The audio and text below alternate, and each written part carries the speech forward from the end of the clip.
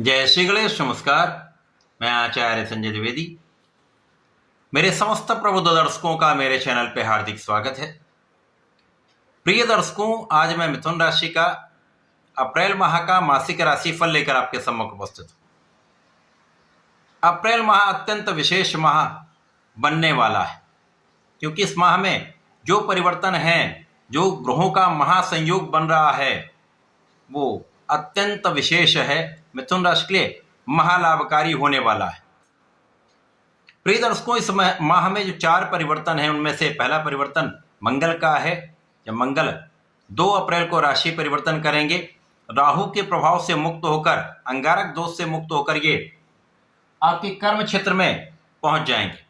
और कर्म क्षेत्र में शनि दिग्बली होकर गोचर कर रहे हैं, बलवान हो रहे हैं, गुरु की राशि में है और गुरु के साथ ही चतुर्थ दशम के संबंध में भी विशेष योग है।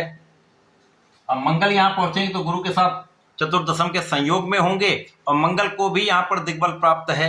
मित्र की राशि में होकर मंगल भी महाबलवान हो जाएंगे। इसी प्रकार से 66 दिनों के पश्चात मिथुन राशि के लिए लग्न के स्वामी का जो संकट था वो दूर होगा और बुध राशि परिवर्तन करके आपके दशम भाव में पहुंचेंगे, केंद्र के भाव में पहुंच जाएंगे। 2 केंद्र के स्वामी केंद्र के भाव में पहुंचकर राहु के प्रभाव से, जड़ दोष से मुक्त हो जाएंगे और अपनी नीच राशि में पहुंचेंगे। यद्यपि ये नीच राशि में होंगे, परंतु यहां पर इनका नीचत्व भंग हो जाएगा, जिसके कारण अति विशिष्ट, अति लाभकारी प्रभाव 100% प्राप्त होगा।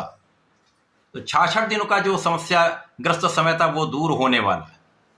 इसी प्रकार से 14 अप्रैल को सूर्य का भी राशि परिवर्तन होगा, मित्र की राशि में होकर महाबलवान स्थिति बनाएंगे। 20 अप्रैल को शुक्राचार्य जो एकादश भाव में गोचर कर रहे हैं, वो स्वयं की राशि द्वादश भाव में चले जाएंगे। यहाँ पर शुक्र को कार्यकत्व प्राप्त, तो किसी प्रकार की कोई बड़ी समस्या यहाँ पर नहीं है।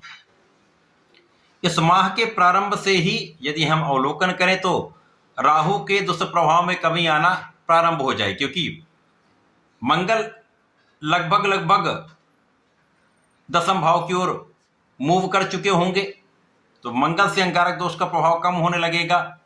और जो बुध वक्रीय अवस्था में थे वो 21 मार्च से मार्गी होकर आगे बढ़ रहे हैं, जिसके कारण जड़ दोष का प्रभाव यहाँ पर न्यून हो रहा है। तो धीमे धीमे जैसे जैसे ये गोचर आगे बढ़ेगा, आपकी समस्याएं कम होंगी, अवरोध कम होंगे, विवाद कम होंगे, कष्टों का समय समाप्त होगा और गुरु का बल लग्न में होकर यहाँ पर जो आगे बढ़ रहे हैं अपनी उच्च राशि की ओर, उनका गमन आरंभ हो चुका है। लग्न के साथ साथ धन को भी प्रबलता देने वाला है। इस माह में आपके लिए बड़े मार्ग बनने वाले। अब यहां पर जो स्वास्थ्य समस्याएं थी वो भी कम होंगी, क्योंकि बुध का बाधक प्रभाव समाप्त हो रहा है। तो स्वास्थ्य समस्याएं कम होने से आपके क्षमता में, आपके सामर्थ्य में, आपके पराक्रम में वृद्धि होने लगेगी। अब पराक्रम के कारक भी तो राहु के साथ दोष में है, जिसके कारण आपकी क्षमता होते हुए भी, आपकी योग्यता होते हुए भी आप उसका समुचित उपयोग नहीं कर पा रहे थे। परंतु जैसे ही मंगल का परिवर्तन होगा, दशम भाव में मंगल जाएंगे, तो आपके लिए षष्टम व लाभ के स्वामी होकर गोचर करेंगे। जब लाभ का स्वामी केंद्र के भाव में होता है, मित्र की राशि में, मित्र के साथ चतुर्दशम के संबंध में, निश्चित रूप से यह अत्यंत विशेष योग बनेगा। और शनि जो भाग्य के स्वामी हैं, तो यहाँ पर लाभेश भाग्येश का संबंध आपके दशम भाव में, निश्चित रूप से ये अत्यंत विशेष समय प्राप्त हो रहा है, जब आपके कार्यक्षेत्र में अचानक ही बड़े परिवर्तन होने लगेंगे, जो अत्यंत सकारात्मक रहने वाले हैं।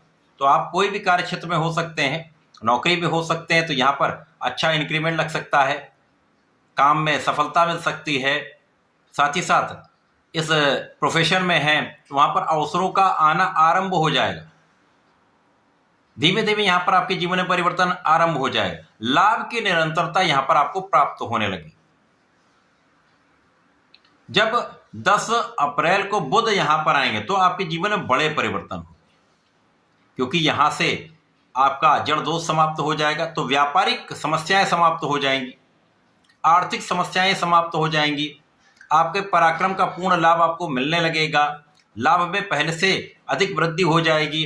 तो आप यदि वाणिज्य क्षेत्र में हैं, व्यापारिक क्षेत्र में हैं, आप किसी भी नौकरी में हैं, क्योंकि बुध का कार्यक्षेत्र तो हर क्षेत्र में है, जितने भी क्षेत्र बाधित हो रहे थे वो अब पूर्ण रूप से चलायमान हो जाएंगे। सभी क्षेत्रों में वृद्धि होना आरंभ हो जाएगी, विस्तार होना आरंभ हो जाएगा, लाभ प्राप्त होना आरंभ हो जाएगा। साथ ही साथ यहां से ये परिवर्तन होने वाला है कि जब 3 ग्रहों का महासंयोग चतुर्थ भाव पर होगा, यहां पर बुध की ही राशि, तो लोगों के बीच में भी आपका प्रभाव बढ़ने लगेगा। यहां से विशिष्टता प्राप्त हो जाएगी। सरकारी नौकरी वालों के लिए प्रमोशन मिलेगा, अच्छे मन के अनुसार आपका प्रमोशन हो सकता है, अच्छे जगह पे आपके स्थिति बनेगी, अच्छे पद की प्राप्ति हो सकती है, बड़ी मात्रा में धन का लाभ यहां पर होने वाला है, अच्छा इंक्रीमेंट प्राप्त हो सकता है। व्यापारिक भाव अत्यंत प्रबल हो जाएगा जब बड़े बड़े नए नए कॉन्ट्रैक्ट आपको मिलने आरंभ हो जाएंगे, व्यापारिक क्षेत्र में प्रगति हो जाएगी, प्रोफेशन में नए नए अवसरों की वृद्धि से देश विदेश से अच्छा ऑफर आपको मिलने लगेगा, जिसका संपूर्ण उपयोग आप अपने जीवन में करने वाले, महालाभ की प्राप्ति करने वाले।